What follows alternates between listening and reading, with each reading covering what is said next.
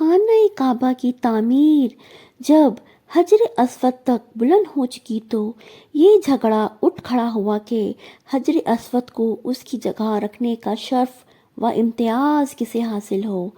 یہ جھگڑا 4-5 روز تک جاری رہا اور رفتہ رفتہ اس قدر شدت اختیار کر گیا کہ معلوم ہوتا تھا کہ سرزمین حرم میں سخت خون خرابہ ہو جائے گا۔ لیکن ابو امیہ نے یہ کہہ کر فیصلے کی ایک صورت پیدا کر دی کہ مسجد الحرام کے دروازے سے دوسرے دن جو سب سے پہلے داخل ہو اس جھگڑے کا فیصلہ اس سے کروایا جائے اور سب اس کا فیصلہ منظور کریں۔ تمام قبائل نے یہ شرط منظور کر لی۔ اللہ کی مشیت یہ کہ اس کے بعد سب سے پہلے رسول اللہ صلی اللہ علیہ وآلہ وسلم تشریف لائے۔ لوگوں نے آپ صلی اللہ علیہ وآلہ وسلم کو دیکھا تو چیخ پڑے کہ یہ امین ہیں، ہم ان سے راضی ہیں، یہ محمد صلی اللہ علیہ وآلہ وسلم ہیں۔ معاملے کی تفصیل معلوم ہونے کے بعد آپ صلی اللہ علیہ وآلہ وسلم نے ایک چادر طلب کی، بیچ میں حجر اسود کو رکھا اور جھگڑنے والے قبائل کے سرداروں سے کہا کہ آپ سب حضرات چادر کا کنارہ پکڑ کر اوپر اٹھائیں۔ انہوں نے ایسا ہی کیا۔ جب چادر حجر اسود کے مقام پر پہنچی تو آپ صلی اللہ علیہ وآلہ وسلم نے اپنے دست مبارک سے حجر اسود کو اس کی جگہ پر مقرر کر دیا۔ یہ نہایت ہی عمدہ فیصلہ تھا اور ساری قوم اس پر راضی ہو گئی۔ کاروبار ہی کے ضمن میں حضرت صلی اللہ علیہ وآلہ وسلم کا تعلق یا آپ صلی اللہ علیہ وآلہ وسلم کا معاملہ حضرت خدیجہ رضی اللہ تعالیٰ عنہ سے ہوا۔ ان کا معاملہ یہ بھی ہے کہ ایک طرف یہ عرب کی امیر ترین خاتون تھیں، چنانچہ روایات میں ان کی صراحت ملتی ہے کہ جب قریش کے قافلے سامان تجارت لے کے جاتے تھے تو تنہا خدیجہ رضی اللہ تعالیٰ عنہ کا سامان تجارت باقی تمام لوگوں کے مجموعی سامان سے زیادہ ہوتا تھا۔ پھر دوسری طرف خدیجہ رضی اللہ تعالیٰ عنہ کی عفت و عصمت اور پاک دامنی کا عالم یہ تھا کہ عرب کے اس معاشرے میں خدیجہ رضی اللہ تعالیٰ عنہ کو طاہرہ کا لقب دیا گیا۔ صادق اور امین کا نکاح طاہرہ سے ہوتا ہے۔ مشیت الہی میں یہی تہہ تھا۔ اے محمد صلی اللہ علیہ وآلہ وسلم، اور پایا آپ کو تنگ دست، پس آپ کو غنی کر دیا۔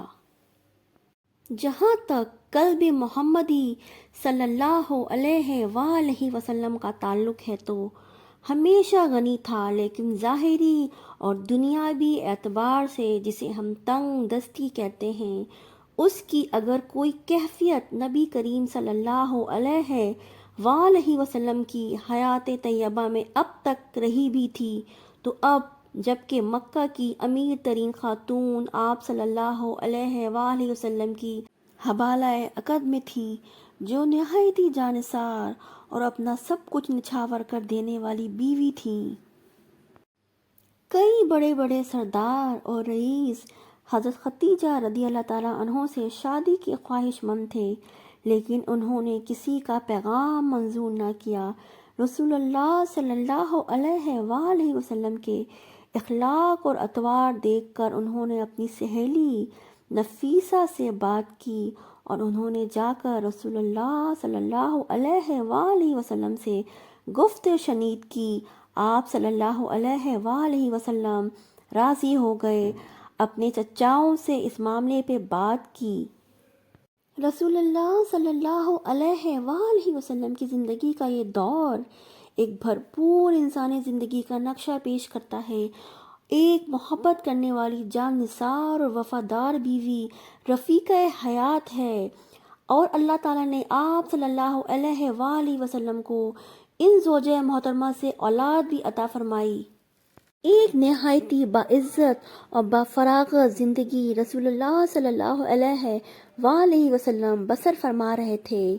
جب آپ صلی اللہ علیہ وآلہ وسلم کی عمر شریف 40 برس کے لگ بھگ ہوئی تو آپ صلی اللہ علیہ وآلہ وسلم کو خلوت گزینی محبوب ہو گئی اور آپ غار حرا میں خلوت گزینی اختیار فرماتے تھے۔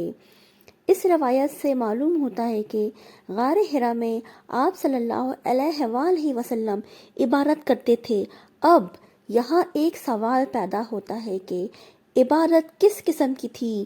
آپ صلی اللہ علیہ وآلہ وسلم کسی سابقہ امت میں نہ تھے، کسی نبی کے پیرو نہ تھے، کوئی عبادت کا طریقہ ایسا نہیں تھا کہ آپ صلی اللہ علیہ وآلہ وسلم کو کسی اور نبی کی پیروی یا کسی اور امت میں ہونے کی وجہ سے معلوم ہو، اور حضرت جبرائیل علیہ السلام سے ابھی ملاقات نہ ہوئی تھی، تو یہ عبادت کیسی تھی؟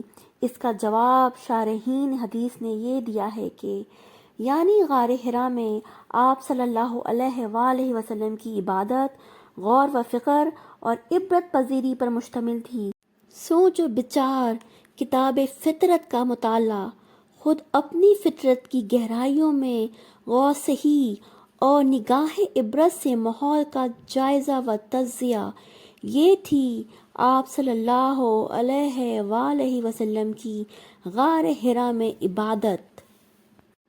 یہ غور و فکر کہ نوع انسانی کس حالات میں مبتلا ہے، خاص طور پر خود رسول اللہ صلی اللہ علیہ وآلہ وسلم کی قوم اخلاق کے اعتبار سے کتنی پستی میں مبتلا ہو چکی ہے، کس طرح کے شرک کا دورہ ہے، معبود حقیقی سے لوگ کس طرح اپنا رخ موڑ چکے ہیں۔